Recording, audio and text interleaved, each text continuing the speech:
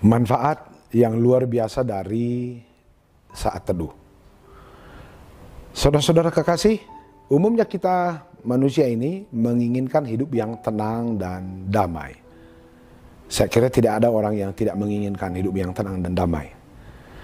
Tapi pada realitanya, kalaupun kita menginginkan hidup yang tenang itu, ternyata banyak sekali orang yang akhirnya hidup tidak tenang dan tidak damai.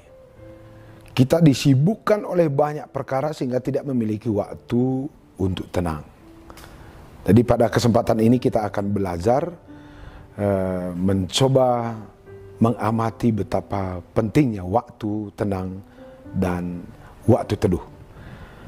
Kalau saya amati di Retreat Center Sukamakmur sebagai pengalaman beberapa tahun melayani di sana, salah satu tamu kita yang banyak hadir di komplek Retreat Center GBKP itu 20-25% itu orang Chinese. Memang sahabat-sahabat kita orang Chinese ini agak unik ya. Orang Kristen yang berhari raya, mereka yang jalan-jalan. Sahabat kita Muslim yang berhari raya, mereka yang jalan-jalan.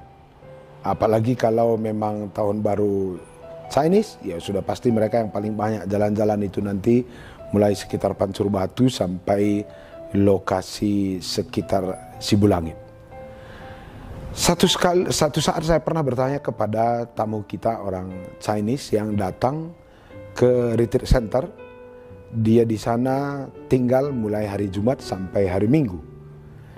Dan saya lihat kegiatan mereka hampir tidak ada. Hanya duduk-duduk baca koran, santai minum kopi, pagi-pagi mereka jalan, tarik napas, menikmati udara pagi dan sebagainya. Itu 3 hari. Kalau dihitung sebulan, mereka sudah berada di Retreat Center itu sekitar 10 hari, 8 sampai 10 hari. Ini sudah mencapai posisi 30 sampai 35%. Saya menjadi agak bingung.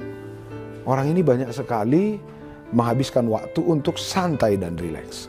Lalu saya bertanya kepada beberapa tamu kita di Retreat Center dari suku Chinese ini. Katanya dia di sana hanya untuk santai. Kenapa? Banyak sekali teman-teman menghabiskan waktu untuk santai dan mereka menjawab, dalam ketenangan dan santai ada banyak ide cemerlang katanya. Wah, ini menggelitik hati dan pikiran saya.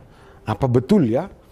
Lalu saya coba untuk menelusuri pengalaman-pengalaman dan mencari sedikit informasi, benarkah santai ini akan membantu kita, tenang ini akan membantu kita untuk mendapatkan ide cemerlang. Lalu saya mencoba untuk melacak statistik beberapa negara. Orang Jepang itu memiliki musim salju sekitar 2-3 bulan. Orang Jerman memiliki musim salju 3-4 bulan. Orang Kanada yang sudah negaranya dekat agak ke kutub seperti Amerika itu bisa mencapai 4-5 bulan. Kalau kita perhatikan, ternyata negara teman-teman kita ini ya lebih maju juga dari negara kita ya. Padahal mereka lebih banyak nggak bisa bekerja. Kenapa? Karena musim salju atau kondisi cuaca yang tidak memungkinkan mereka untuk beraktivitas lebih banyak daripada musim-musim semi atau musim panas. Loh, kenapa orang ini yang lebih banyak memiliki waktu untuk tenang justru menjadi negara yang lebih maju dan lebih sukses?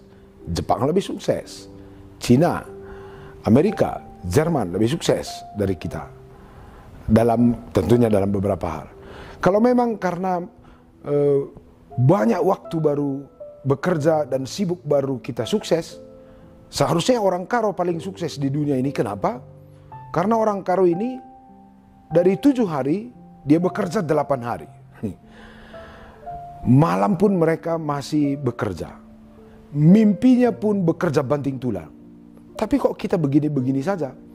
Jangan-jangan ada benarnya juga pendapat teman kita dari Toba, dangala gogoh lai taktik do perlu katanya kan. Jangan-jangan kita ini salah taktik, terlalu sibuk dan tidak memiliki waktu untuk tenang. Beberapa ahli berkata ketika kita memiliki waktu tenang dan diam, otak kita ini bekerja jauh lebih lancar. Saya mengamati salah satu buku yang membahas mimpi. Kadang-kadang kita punya pengalaman tidur siang hanya sekitar mungkin 1 jam begitu ya. Waktu tidur siang itu kita bermimpi, dan dalam mimpi itu kita bisa sampai ke ladang, kita bisa sudah sampai ke Jakarta, kadang-kadang kita sudah pergi ke pasar berbelanja, kadang-kadang kita pergi juga berolahraga, yang kesemuanya itu kalau dihitung-hitung dalam waktu real, itu bisa makan waktu lebih dari 3 hari. Padahal kita hanya tidur dan bermimpi dalam waktu 1 jam. Benar kata pendapat beberapa ahli, ketika badan kita rileks, tenang atau santai, cara kerja otak kita menjadi jauh lebih cepat. Maka tidak mengherankan kalau Bapak Ibu mencoba untuk mengamati diri kita, kapankah sebenarnya ide cemerlang muncul? Waktu tenang atau waktu sibuk? Saya percaya bahwa Bapak Ibu akan menjawab, saudara-saudara akan menjawab bahwa ide cemerlang kebanyakan muncul pada waktu kita tenang. Jangan-jangan inilah kenapa orang Israel memiliki 7 jam saat teduh, 7 jam doa. Jam 6 sore, jam 9, 12, jam 3 sore, jam 6 sore, jam 9, jam 12 malam. Mereka memiliki sebuah keyakinan bahwa apapun yang masuk ke dalam diri kita ini, apakah dalam bentuk visual, pengalaman-pengalaman fisikal, atau pikiran-pikiran yang masuk dalam diri kita akan sangat mempengaruhi diri kita. Kalau umpamanya pikiran kita diisi oleh pengalaman baik, kita beruntung.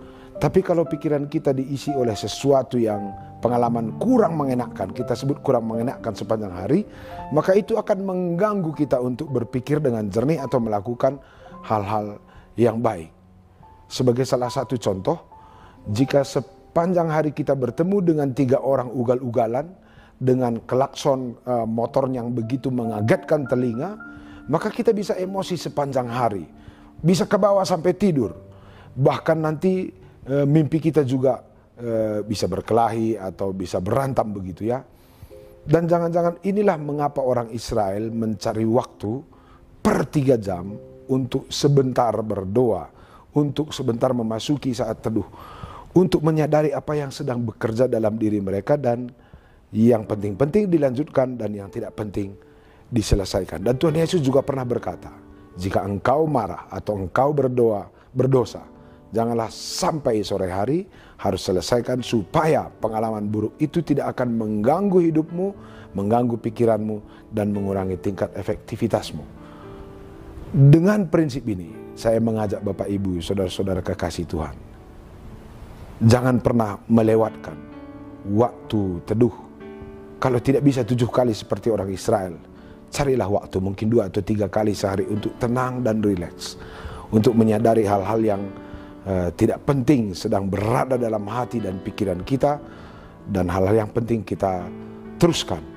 Karena semakin kita digerogoti oleh hal-hal yang tidak penting, pikiran-pikiran yang tak penting, pikiran negatif itu akan mengurangi potensi kita untuk memikirkan, merancang segala sesuatu yang baik. Di dalam ketenangan, otak kita bekerja dengan lancar. Kesalahan-kesalahan kita pun tidak perlu dicari para penasehat besar-besar atau konsultan yang hebat. Dalam ketenangan, dalam keteduhan, dalam saat teduh, kita bisa tahu ada sesuatu yang perlu dibereskan dalam hati, dalam jiwa, dan pikiran kita.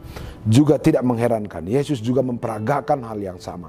Di pagi hari sebelum dia melayani, dia berdoa, dan di sore hari sebelum dia istirahat, dia juga memiliki waktu tenang dan teduh bersama murid-murid. Waktu teduh, waktu tenang akan membantu kita untuk mengikis dan mengeluarkan semua hal-hal yang negatif, dan dalam ketenangan kita terbantu untuk merancang hal-hal yang baik menuju kehidupan yang jauh lebih menjadi berkat di masa depan.